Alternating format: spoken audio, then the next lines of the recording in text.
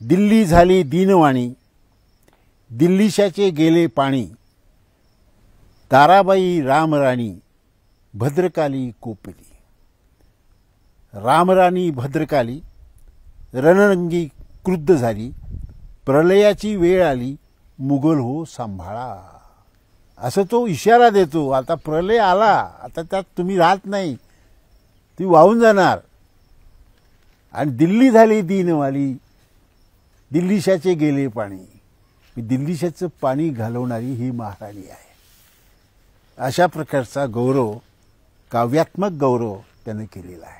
Doctor Jaysingrao Pawar सरांचं मोगल मर्दिनी महाराणी ताराबाई हा चरित्र ग्रंथ आहे. तो उद्या प्रकाशित होणार आहे.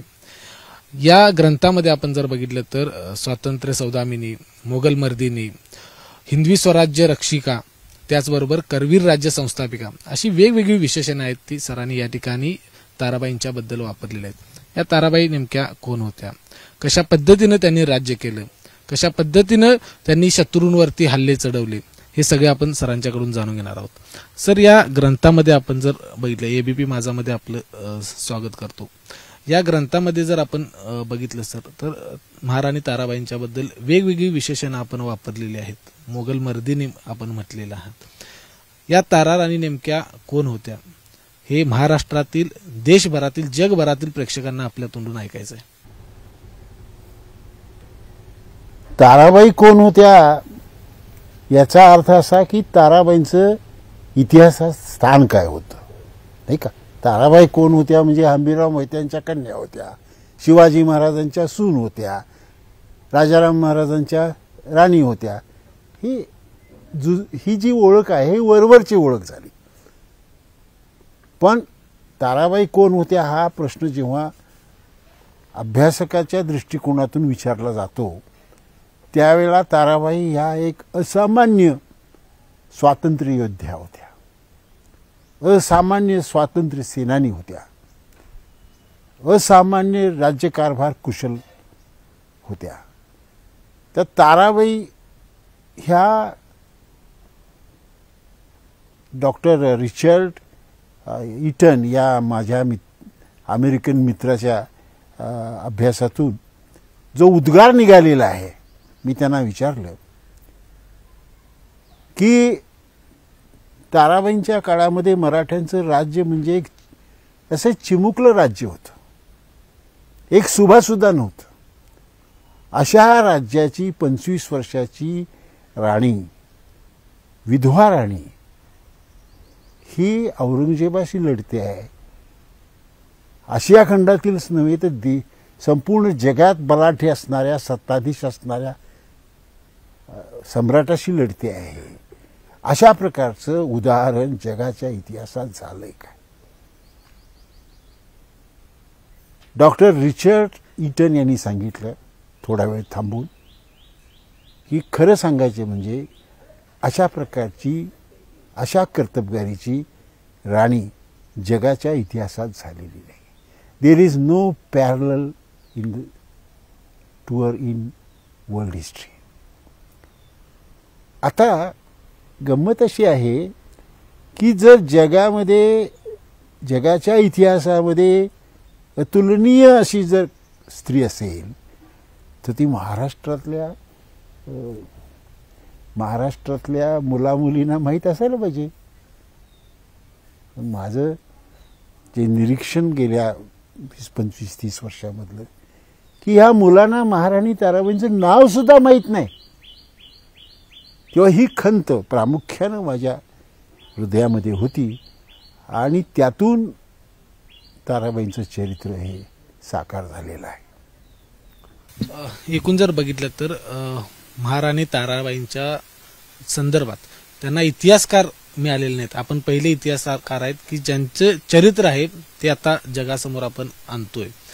खरं तर हे चरित्र लिहावं, हे जगासमोर आणावं, हे नेमकं कधी आपल्याला वाटलं आणि हा जो चरित्र ग्रंथ तयार करण्याची जी प्रक्रिया होती ती साधारण किती वर्ष होती? हे पहा, मी 1964 साली वयाच्या 22व्या वर्षी मी MA झालो. वयाच्या 23व्या वर्षी शिवाजी विद्यापीठाचे पहिले व्हाईस चान्सलर आणि इतिहास संशोधक डॉक्टर अप्पासाहेब पवार यांनी मला मराठा हिस्ट्री संशोधन विभागामध्ये घेतलं. इतिहास सहाय्यक, संशोधन सहाय्यक म्हणून. आणि माझ्या हातामध्ये काही दिवसातच त्यांनी 17व्या शतकातील म्हणजे शिवाजी महाराजांच्या काळातील आणि ताराबाईंच्या काळातील कागदपत्र माझ्या हातात दिली. तिथून माझ्या संशोधनाच्या उमेदवारीला सुरुवात झाली. तेव्हापासून म्हणजे 1965 सालापासून महाराणी ताराबाई या विषयाशी मी संबंधित आहे. 65 सालापासून आत्तापर्यंत म्हणजे 60 वर्ष हा विषय माझ्या डोक्यात आहे. आपल्या हातून महाराणी ताराबाईंचं चरित्र व्हावं, त्या उपेक्षित राहिल्या, त्यांचं चरित्र उपेक्षित राहिलं. त्याला अनेक कारणं असतील, पण उपेक्षा झाली हे खरंच आहे. आणि सुदैवानं आपण अशा क्षेत्रामध्ये आलो की आपण थोडा बहुत का होईना ताराबाईंच्या कार्याला न्याय देऊ शकू.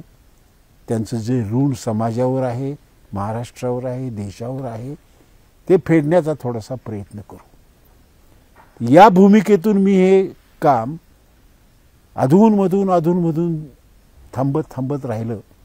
पण सगळं कॅल्क्युलेट केलं तर 8 ते 10 वर्ष मी हे काम करत होतो. संशोधन, लेखन, संशोधन, चिंतन आणि लेखन या 3 प्रक्रिया आहेत. कारण नुसतं संशोधन केल्यानंतर जे सापडतं त्याच्यावर चिंतन व्हायला पाहिजे आणि मग ते लिखित स्वरूपामध्ये कागदावर उतरतं. आपण जर बघितलं तर महाराणी ताराबाईंचा जो इतिहास आपण आता समोर आणतोय, छत्रपती शिवाजी महाराजांच्या काळामध्ये त्यांना इतिहासकार मिळाले, छत्रपती संभाजीराजांच्या काळामध्ये इतिहासकार मिळाले, ताराबाईंच्या काळामध्ये मात्र तसे इतिहासकार मिळालेले नाहीत. हे जे संदर्भ जोडणं हे काही सोपी गोष्ट नाही, कारण इतकं मोठं हे चरित्र ग्रंथ आहे. मला वाटतं 800 पानांचं हे चरित्र ग्रंथ आहे. तर ते आव्हान नेमकं कसं आपण पेललं? एक तर असं आहे की मराठ्यांचा इतिहास सुरू होतो तो साधारणपणे 1624 किंवा जास्तीत जास्त 1600 मागं, आणि 1818ला तो समाप्त होतो. शिवशाही आणि पेशवाई या संपूर्ण कालखंडामध्ये कोणता उपकालखंड म्हणा दुर्लक्षित राहिला, उपेक्षित राहिला, आणि तो म्हणजे मराठ्यांचं स्वातंत्र्य युद्ध. छत्रपती शिवाजी महाराजांनी हिंदवी स्वराज्य स्थापन केलं, त्यांना आपण संस्थापक मानतोच, आणि त्यांचं कार्य हे मोठं युगकार्य आहे असं आपण मानतो. त्यांचं कार्य, त्यांची महती वादातीत आहे. पण त्यांचं कार्य सुरक्षित राखणं, त्याचं रक्षण करणं आणि भावी पिढीला सुपूर्त करणं हा जो मधला पीस आहे, आणि तेही केव्हा हिंदुस्थानचा सर्वात बलाढ्य बादशहा औरंगजेब, ज्याचं साम्राज्य काबूल कंदारपासून आसामपर्यंत आणि कन्याकुमारीपासून ते कावेरीपर्यंत पसरलेलं होतं. 22 सुभ्याचा तो मालक होता. त्या काळातले 50 कोट हे त्याचा रेव्हेन्यू होता. त्या काळामध्ये 7 लक्ष ही त्याची सेना होती. दक्षिणेमध्ये जेव्हा मराठ्यांचं राज्य खालसा करण्यासाठी तो उतरला त्यावेळेला त्याच्यापाशी 4 लाख सैन्य होतं. स्वतः त्याच्या छावणीत 1,60,000 सैन्य होतं. एवढ्या सैन्यानिशी हा बादशाह दक्षिणेमध्ये मराठ्यांचं राज्य नष्ट करण्यासाठी आला. हे फार मोठं आव्हान होतं छत्रपती शिवाजी महाराजांच्या निधनानंतरचं. त्या आव्हानाला तोंड दिलं छत्रपती संभाजी महाराजांनी, नंतर दिलं राजाराम महाराजांनी, आणि नंतर दिलं महाराणी ताराबाईंनी. या कालखंडाला म्हणजे 1681 औरंगजेब दक्षिणेमध्ये आला आणि 1707 औरंगजेब मेला अहमदनगरजवळ. तर हा कालखंडाला मराठ्यांचं स्वातंत्र्य युद्ध म्हणतात. पण अनेक गोष्टीमुळं हा कालखंड उपेक्षित राहिला. महाराष्ट्रामध्ये गेल्या 150 वर्षामध्ये इतिहास संशोधन, इतिहास लेखन सुरू झालं. शिवाजी महाराजांच्यावर बरीच पुस्तकं झाली. त्यानंतर अलीकडे 1960 नंतर संभाजी महाराजांच्यावर काही पुस्तकं झाली. पण राजाराम महाराजांच्यावर कोणी लिहिलं नाही, महाराणी ताराबाईंच्यावर कोणी लिहिलं नाही. ही उपेक्षित अशी जी चरित्र आहेत ही आपण लिहिली पाहिजे असं मला वाटलं. आणि मी माझ्या आयुष्यातली जवळजवळ राजाराम महाराजांसाठी जवळजवळ 4 ते 5 वर्ष खर्च केले. यासाठी 6-7 वर्ष खर्च केली. आणि असं सातत्यानं काम केल्याशिवाय अशा प्रकारची संशोधनात्मक कलाकृती निर्माणच होत नाही. मग जुजबी काहीतरी लिहायचं झालं, ताराबाईच्या काहीतरी गोष्टी वजा लिहून. तर असं मला करायचं नव्हतं. तेव्हा उपेक्षित कालखंड जो आहे, जगाच्या इतिहासामध्ये जी काही स्वातंत्र्य युद्ध घडली, काही उदाहरणार्थ म्हणजे अमेरिकन, तुम्हाला माहीत आहे की इंग्लंड आणि अमेरिका यांच्यामध्ये जॉर्ज वॉशिंग्टनच्या काळामध्ये युद्ध झालं, त्याला स्वातंत्र्याचं युद्ध म्हणतात. नेपोलियनच्या काळामध्ये त्यानं स्पेनवर स्वारी केली, त्याला स्पॅनिश युद्ध म्हणतात. त्यानंतर आपणाला असं दिसेल की जपान्यांनी चीनवर आक्रमण केलं. माओच्या नेतृत्वाखाली माओचं चीनचं स्वातंत्र्य युद्ध. अमेरिकनाच्या विरोधात लढले व्हिएतनामीज, होचिमिनच्या, तेही स्वातंत्र्य युद्ध. तर जगाच्या ह्या स्वातंत्र्य युद्धामध्ये मराठ्यांचं स्वातंत्र्य युद्ध बसतं. किंबहुना त्याही पेक्षा ते महत्वाचं आहे या सगळ्यापेक्षा, असं आपण मानतो. पण दुर्दैवानं या संपूर्ण कालखंडाकडे दुर्लक्ष झालं. संपूर्ण कालखंडाकडे एकतर फारशी कागदपत्र नाहीत,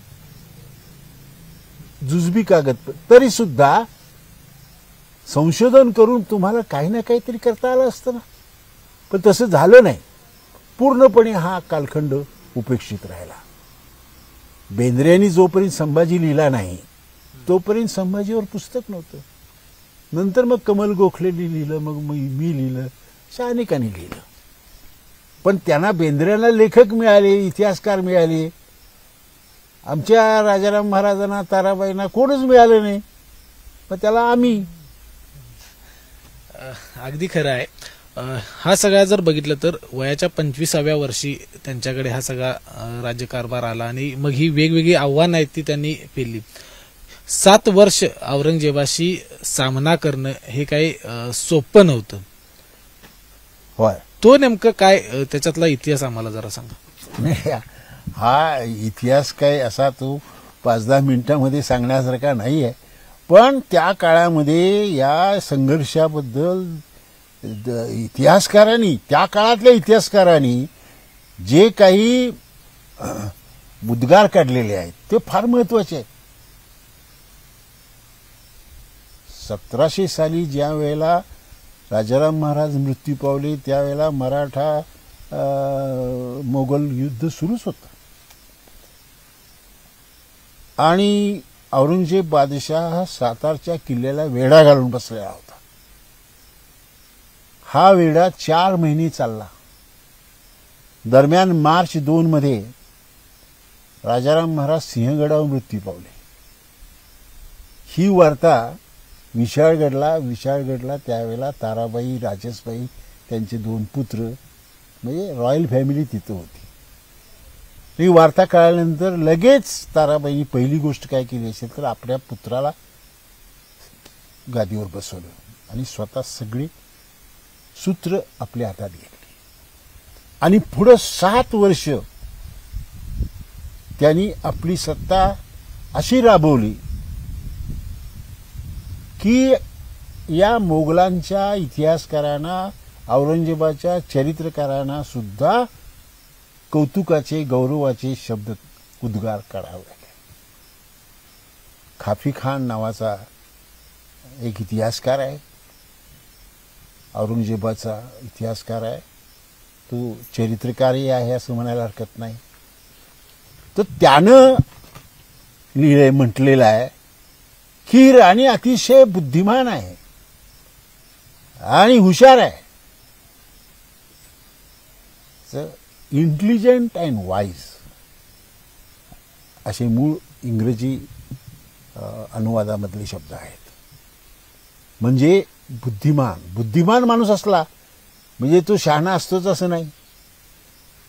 बुद्धिमान असणं आणि शहाणं असणं हे दोन्ही गुण ज्याच्या ठिकाणी आहेत असा पूर्ण व्यक्तिमत्व ताराबाईंचं आहे. सैन्याचं नियोजन आणि नेतृत्व, मोहिमांचं नेतृत्व आणि संयोजन या बाबतीमध्ये ती अग्रेसर आहे. म्हणजे राज्यकारभार आपला इथं स्वस्थ बसलेली आहे असं नाही. ती सैन्याचं नियोजन करते आहे, मोहिमांचं नियोजन करते आहे. म्हणजे काय करते आहे? दूर येतो आहे, म्हणजे खाली कुठंतरी अग्नी आहे. ताराबाईंच्या काळामध्ये मराठे गुजरातीवर स्वारी करतायत, गुजरातमध्ये घुसतायत, खानदेशात घुसून पुढं नर्मदा पार करून माळव्यात घुसतायत, कृष्णा इकडची पार करून तेलंगणामध्ये घुसतायत, तुंगभद्रा क्रॉस करून कावेरीपर्यंत जात आहेत. हे ताराबाईंच्या काळात आहे. 1700 साली नमूद करून ठेवले. आम्ही नाही, आमच्या बापजाद्यांनी, त्या काळातल्या बापजाद्यांनी काही लिहिलेलं नाही. लक्षात घ्या, हे सगळं मोगलांनी लिहिलेल्या इतिहासातून, औरंगजेबाच्या चरित्रातून, प्रवास वर्णनातून, म्हणजे युरोपियन लोकांच्या प्रवास वर्णनातून आपण हे सगळं आपल्या माणसांचा पराक्रम सांगतो. तर मी सांगत होतो की माळव्यामध्ये लोक मोहिमा पाठवल्या गेल्या आणि खाफी खान म्हणतोय मोहिमांचं संयोजन ताराबाई करत होत्या. म्हणजे ताराबाईंनी पाठवल्या नाही का.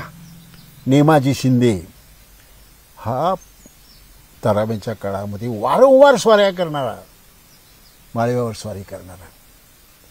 पण पहिल्यांदा कृष्णा सावंत नावाच्या मराठा सेनानीनं 1700 साली नर्मदा ओलांडली. आणि ही घटना किती महत्वपूर्ण होती, भारताच्या इतिहासात किती महत्वपूर्ण होती, हे औरंगजेबाच्या इतिहासकारानं सांगितलं आहे. तो असं म्हणतो की भारताच्या इतिहासामध्ये गेल्या 700 वर्षामध्ये सुलतानाच्या काळापासून, कुतुबुद्दीन ऐबक पासून ते आजपर्यंत, म्हणजे औरंगजेबापर्यंत कोणी मराठ्यानं, कोणी दख्खनीनं, दक्षिणेतल्या माणसानं, सेनानीनं, राजानं नर्मदा ओलांडलेली नव्हती. 700 वर्ष कोणी नर्मदा ओलांडून गेला नाही. ह्याच्यापूर्वी पुलकेशी दुसरा चालुक्य राजा, आपलाच आहे तो, मराठा आहे, लक्षात घ्या. मराठा म्हणजे महाराष्ट्रीयन. हा चालुक्य बदामीचे, त्या पुलकेशीनं हर्षाचा पराभव केला नर्मदा ओलांडून. ही 7व्या शतकातली गोष्ट आहे. मग हे त्याला माहित नव्हतं भीमसेनला, नाहीतर तो काय म्हणाला असता, पुलकेशीच्या पासून, म्हणजे परत पुन्हा पाठीमागे गेला असता इतिहास. आणि एवढी गौरवशाली घटना महाराणी ताराबाईंच्या ग्रंथामध्ये, चरित्रामध्ये घडलेली आहे, काळामध्ये घडलेली आहे. त्याची दखल तुम्ही घेत नाही. खाफी खानानं गौरवोद्गार काढलेले, त्याची दखल घेत नाही. औरंगजेबानं निरनिराळ्या प्रकारचे उद्गार काढले मराठ्यांच्या बद्दल, त्याची दखल तुम्ही घेत नाही. म्हणजे त्यांच्या दृष्टिकोनातून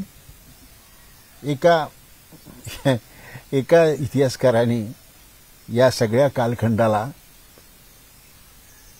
नाव दिलेलं आहे. राजाराम महाराज आणि ताराबाई यांना अलीकडच्या काळातल्या एका इतिहासकारानं उपेक्षित ठेवलेलं आहे. मी नाव नाही सांगत, कारण मी त्यांना गुरुस्थानी मानतो. त्यांनी जो ग्रंथ लिहिला आहे त्याच्यामध्ये असं म्हटलंय की नेतृत्वहीन हिंदी स्वराज. हा, नेतृत्व नव्हतं. राजाराम महाराज काय दुबळा माणूस, ही काय बाई माणूस. लक्षात आलं का? हे अशा प्रकारे इतिहासाकडे बघण्याचा दृष्टिकोन त्यांनी ह्या गोष्टी खापी खान वगैरे कोणी आणल्या नाहीत बरं का. ते अति दाखवलं तर मग ते फारच मोठी होईल ना. आपला थिसिस काय, तर नेतृत्वहीन असं त्यावेळेला लोक होते. लोकांचा लढा होता. अरे लोकांचा लढा होता हे खरं आहे. आम्ही तर ना कबूल कुठं करतोय. बांगलादेशचं युद्ध हे आमच्या सैनिकांनीच लढलं ना. पण त्याचं श्रेय माणिकशाना जातं, जनरल माणिकशाना जातं, इंदिरा गांधींना जातं. कारण युद्ध हे पहिल्यांदा डोक्यामध्ये लढवलं जातं. तेव्हा महाराणी ताराबाईंच्या डोक्यामध्ये पहिल्यांदा युद्ध लढलं गेलं, जिंकलं गेलं. त्यांनी ठरवलं की आता आपण गप्प बसायचं नाही. ह्याला घेऊ देत काय किल्ले घ्यायचे असतील ते. 4-4 महिने, 5-5 महिने, 6-6 महिने औरंगजेब किल्ले घेत राहिला.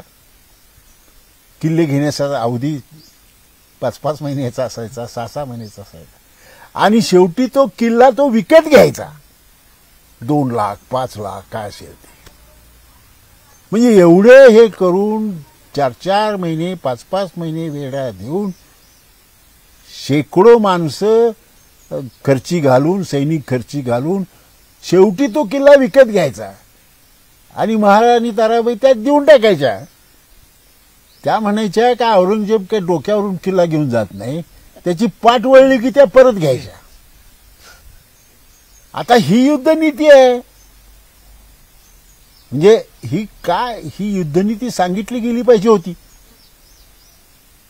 की औरंगजेबाला शत्रूला किल्ला घेऊ द्यायचा, वेल प्रोव्हिजन झाला, म्हणजे त्याच्यावर सगळ्या प्रकारच्या अन्नधान्य आलं, दारुगोळा आला, अमुक आलं, डागडुजी आली, व्यवस्था झाली.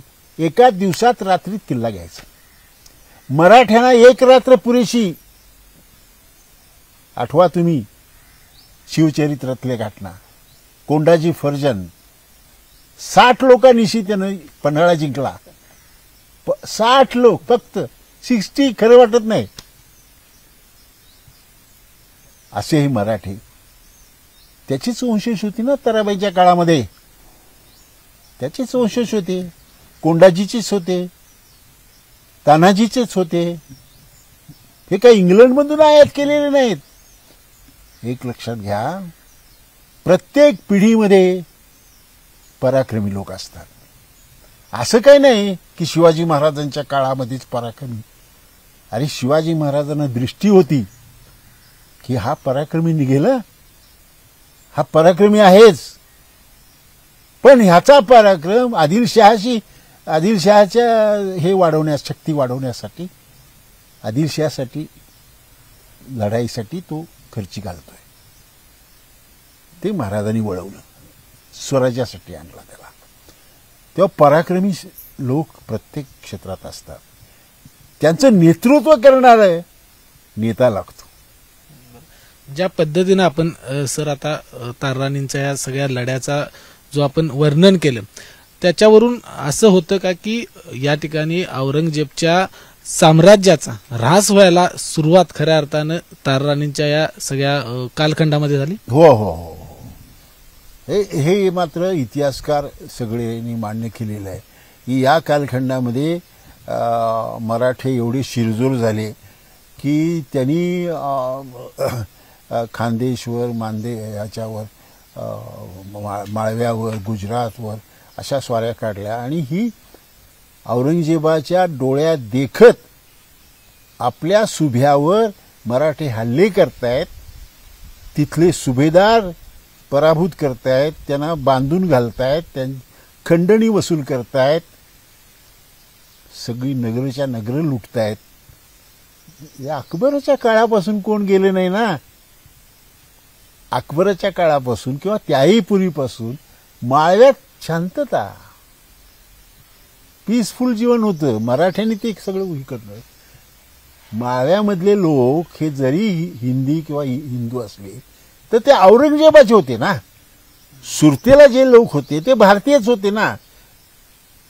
मग शिवाजी महाराजांनी का ती सुरत लुटली? कारण ते हे मोगलांचे हे प्रजाजन होते. तेव्हा आमच्या फौजेच्या रक्षणासाठी, मेंटेनन्ससाठी सुरत लुटणं गरजेचं आहे असताना वाटलं. हीच भूमिका ताराबाईंची आहे. ताराबाईंच्या एकूण सगळ्या या कालखंडामध्ये त्यांना अनेक आव्हानं द्यायला लागली. जसं मोगलांविरुद्ध त्यांनी आव्हानं स्वीकारली, ती पेलली, तशाच पद्धतीनं स्वकीयांची देखील आव्हानं खूप होती. म्हणजे आपण ज्या पद्धतीने म्हटलं की पेशव्यांचं असेल किंवा शाहू महाराजांचं असेल सातारच्या, तर ते नेमकं काय होतं? ताराबाईंना पहिल्यांदा लढावं लागलं ते औरंगजेब बादशाहशी. त्याविषयी आता मी बोललो. दुसरा प्रतिस्पर्धी होता सातारचे शाहू छत्रपती, जे औरंगजेबाच्या कैदेतून सुटून आले. त्यांच्याशी संघर्ष करावा लागला आणि ह्या संघर्षामध्ये शेवटी बरोबरी झाली आणि शाहू महाराज म्हणाले, ठीक आहे, आता तुम्ही वारणेच्या खाली राज्य करा, मी वारणेच्या उत्तरेकडे राज्य करतो. आणि अशी तडजोड झाली. पुढं 1710 साली त्यांनी करवीर राज्याची स्थापना केली आणि 1714 साली अचानकपणे पन्हाळ्यावर राजवाडा क्रांती झाली, पॅलेस रेव्होल्युशन, ज्याच्यामध्ये अगदी विश्वासातले लोक, जवळचे शितोळे म्हणा किंवा गर्जजी यादव म्हणा, नाव सुद्धा आहे त्यांची, यांना नजरकैदेत ठेवलं आणि राजेशबाईंच्या आणि तिचा पुत्र, राजेशबाईंचा पुत्र संभाजी दुसरा याच्या हातामध्ये सत्ता दिली. याला पॅलेस रेव्होल्युशन म्हणतात. 1714 साली त्या नजरकैदेत पडल्या. ते कुठंपर्यंत? वारणेचा तह होईपर्यंत. आता हा ताराबाई समजून घ्यायचे झाल्या तर ह्या सगळ्या गोष्टी माहीत असायला पाहिजे. वारणेचा तह केव्हा झाला, पुन्हा वारण्याचं युद्ध केव्हा झालं. हे युद्ध संभाजी कोल्हापूरकर आणि सातारकर शाहू यांच्यामध्ये झालं. 1731 साली तह झाला. मग युद्ध झाल्यानंतर ताराबाई म्हणाल्या की मी आता सातारकडे जाते आणि सातारकडे गेले. आणि त्यापासून 1731 सालापासून 1761 सालापर्यंत त्या सातारमध्ये होत्या. आणि सातारमध्ये गेल्यानंतर त्यांच्या लक्षात आलं की सातारकर छत्रपतीचे सगळे अधिकार हे नानासाहेब पेशव्यांनी गुंडाळलेले आहेत. सगळं महत्त्व गुंडाळून सातारच्या राजधानीचा स्टेटस जे आहे तो पुण्याला आणलेला आहे. म्हणजे पुणेच राजधानी झाली. इथून पुढे पुणेच झालं, तुम्हाला माहितीच आहे. हे नानासाहेबाच्या काळात झालेलं आहे. आणि छत्रपती निर्माल्यवत करून टाकलेले आहेत. छत्रपती म्हणजे काही नव्हेच. त्यांच्या दृष्टिकोनातून छत्रपतीचा उपयोग एवढाच, एक पेशवा मरण पावल्यानंतर दुसऱ्या पेशवाला पेशवाईची वस्त्र देऊन त्याला अधिकार प्रदान करणं, एवढ्यासाठी त्यांना छत्रपती हवा होता. मराठा राज्याची कॉन्स्टिट्यूशन अलिखित ती अशी होती की छत्रपती मुख्य. पण एवढं काम सोडलं तर बाकी काही गोष्टी, जे सगळे अधिकार वगैरे पूर्वीचे त्यांचे अष्टप्रधान मंडळ, हे सगळं त्यांनी बरखास्त करून टाकलेलं होतं. सर्वे सर्वा ज्याला म्हणतात, असा नानासाहेब पेशवा झाला होता. त्याच्याशी लढाई शेवटी दिली. शेवटच्या कालखंडामध्ये 70-71 वय आहे त्यावेळेला त्यांचं. ते 86व्या वर्षी वारल्या. काय तेव्हा या लढ्यामध्ये त्यांचं उद्दिष्ट एकच होतं की सातारचा छत्रपती त्याची प्रतिष्ठा राहिली पाहिजे. तुम्ही पूर्वी कसं सातारच्या छत्रपतींना विचारून तुम्ही मोहिमेवर जात होता. मोहिमेवर आल्यानंतर मोहीम कशी झाली हे तुम्ही सांगायला येत होता. आता सगळंच बंद झालं. हे होता कामा नये. सातारच्या छत्रपतीच्या आज्ञेत तुम्ही राज्य करा. राज्य करा तुम्हीच, पण सातारच्या छत्रपतीच्या आज्ञेत करा. आणि हे नानासाहेब पेशव्यांनी शेवटी कबूल केलं. आणि मग साताऱ्यामध्ये एखाद्या राजाप्रमाणे छत्रपतीप्रमाणे त्या राहू लागल्या. शेवटची 10-11 वर्ष जी आहेत त्या स्वतंत्रपणे राहू लागल्या. स्वतःचा दरबार भरवायला लागल्या. सनदा इश्यू करायला लागल्या. आणखीन काही बखेडे तंटे बखेडे त्यांचे सोडवायला लागल्या. अशा बऱ्याच गोष्टी म्हणजे राज्यकारभार एका लहानशा टापूमध्ये का असेना पण स्वाभिमानानं आणि प्रतिष्ठेनं त्यांनी राहिलेलं जीवन काढलं. एकूण जर आपण बघितलं तर या म्हणजे वय झाला असताना देखील म्हणजे आपण ज्या पद्धतीने उल्लेख केला की पेशव्यांना देखील त्यांनी हे केलं, तर त्यावेळी बदनामीला देखील सामोरं जावं लागलं ताराबाईंना. नाही, बदनामी कोणी केली? जे पेशव्यांचे पक्षपाती होते त्यांनी बदनामी केली. ज्यांनी राज्याचे मराठी राज्याचे अधिकार हडपले त्यांनी बदनामी केली. शत्रू बदनामी करणार का गौरव करणार? शत्रू हा बदनामीच करत असतो, प्रतिस्पर्धी बदनामीच करत असतो. तेव्हा त्यावेळची जी कागदपत्र आहेत आणि त्यावर विसंबून मग काही इतिहासकारांनी ताराबाईंना बदनाम केलं. इतकं बदनाम केलं की त्या राज्यद्रोही होत्या इथपर्यंत ती गेली. शिवाजी महाराजांचं राज्य राखलं, तिला राजद्रोही म्हणून म्हणण्या इतपत ते घसरले, अँटी नॅशनल. पण त्याला जो प्रयत्न केला ताराबाईनं छत्रपती पुन्हा प्रतिष्ठित व्हायला पाहिजेत, ते प्रयत्न त्या प्रयत्नाचा राग येऊन त्या मंडळींनी पेशव्यांची बाजू घेऊन ताराबाईला बदनाम केलं. सर, आपल्या या संपूर्ण इतिहासाच्या या सगळ्या संशोधनामध्ये अभ्यासामध्ये अशा आणखी कोण लढवई आहेत, कोण व्यक्ती आहेत की ज्यांचं चरित्र असं ग्रंथाच्या रूपानं समोर यायला पाहिजे असं आपल्याला वाटतं? हे बघा, माझ्या आयुष्यामध्ये मी हेच काम करत आलो आहे. मी छत्रपती संभाजी महाराजांच्या एक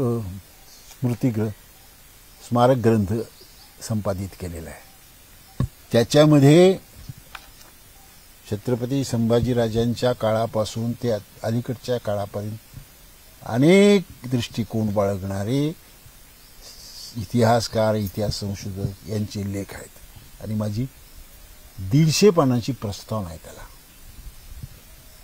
त्यानंतर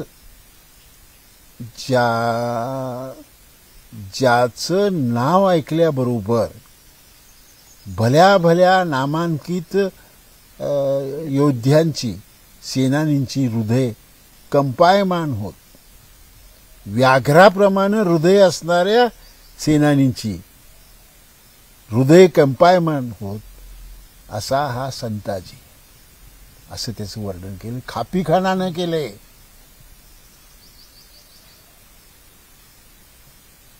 संताजीचं नुसतं नाव ऐकल्याबरोबर अशा प्रकारचे अशा सेनानींची चेहरे पांढरे फटफटीत पडत. संताजीशी लढताना 3च गोष्टी होत असत. एक, पराभूत होणं. आणि पळून जाणं, 2 मारले जाणं, 3 कैद होणं. हे 3च पर्याय, चौथा पर्याय विजयाचा नाही, हेही खापीखानानंच सांगितलंय. नाहीतर आम्ही काय संताजीचा पराक्रम सांगणार. तेव्हा ते उपेक्षित राहिलं. ते त्याच्यावर चरित्र मी लिहिलं. पहिलं चरित्र राजाराम महाराज, पहिलं चरित्र ताराबाई साहेब, पहिलं चरित्र. आता धनाजी जाधव राहिले, ते काय आता माझ्यातून होईल किंवा नाही होईल, कारण मी आता शिवचरित्र लिहिण्याच्या उद्योगामध्ये आहे. तेव्हा उपेक्षित जे राहिले, मी कोल्हापूरकर जिजाबाई जे आहेत त्यांच्यावर लिहिले की जिनं पेशव्याशी संघर्ष केला, लढाया करून कोल्हापूरचं राज्य वाचवलं. ते ह्या 61 साली 60 साली नानासाहेबाशी हे केलं तिनं. नानासाहेबानं ह्या करवीरचं राज्य जप्त करण्यासाठी फौजा पाठवलेल्या होत्या. त्या फौजांना वारणीच्या काठावर पराभूत करून परतवलं. असं मोठं काम त्या जिजाबाईने केलं. ती जिजाबाई उपेक्षित राहिली. हे अजून भरपूर लोक. आणि दुसरी गोष्ट लक्षात घ्या, तुम्ही तुमच्या बापजाद्यांनी काही लिहूनच ठेवलं नाही हो. शेकडो लढाया आहेत, शेकडो अक्षरशः, ज्याच्या अखबारातमध्ये बातमीपत्रामध्ये मोगलांची बातमीपत्र दररोज इश्यू होत असत. गॅजेट म्हणतो ना आपण त्याला, तसे गॅजेट. तर त्याच्यामध्ये प्रत्येक लढाईत मराठे हारले, प्रत्येक मराठी पळून गेले, इतके मारले गेले, इतके जखमी झाले. एकाही लढाईत मराठी विजयी झाले असं नाही. पण शेवटी काय, लढाईंचं युद्ध म्हणतं. लढाया हरल्या जातात पण युद्ध जिंकलं जातं. चर्चिल तेच म्हणाला की we will lose the battles, we will lose the battles but win the war. War कोणी जिंकलं? ताराबाईंनी जिंकलं. सर खूप खूप धन्यवाद. खूप कमी वेळामध्ये आम्हाला, आमच्या प्रेक्षकांना, देशभरातल्या प्रेक्षकांना ताराबाई आपण समजून सांगितलीत. मात्र हे पूर्ण ताराबाई आपल्याला जर समजून घ्यायचे असेल तर हे जे चरित्र आहे सरांनी लिहिलेलं, मोगलमर्दिनी महाराणी ताराबाई, हे ग्रंथ आहे. हा प्रत्येकानं वाचला पाहिजे. ताराराणींचा इतिहास, ताराराणींनी कशा पद्धतीनं संघर्ष केला, हे सगळं हे जर आपल्याला समजून घ्यायचं असेल, हा इतिहास जाणून घ्यायचा असेल तर सरांनी हे लिहिलेलं पुस्तक हे प्रत्येकानं एकदा तरी वाचलंच पाहिजे. आणि सर खूप खूप धन्यवाद. कमी वेळामध्ये संपूर्ण महाराष्ट्रातील, देशभरातील, जगभरातील प्रेक्षकांना ताराराणी कशा होत्या हे सरांनी समजून सांगितलेलं आहे. कॅमेरामन निलेश शेवाळेसह विजय केसरकर, एबीपी माझा, कोल्हापूर. एबीपी माझा, उघडा डोळे बघा नीट.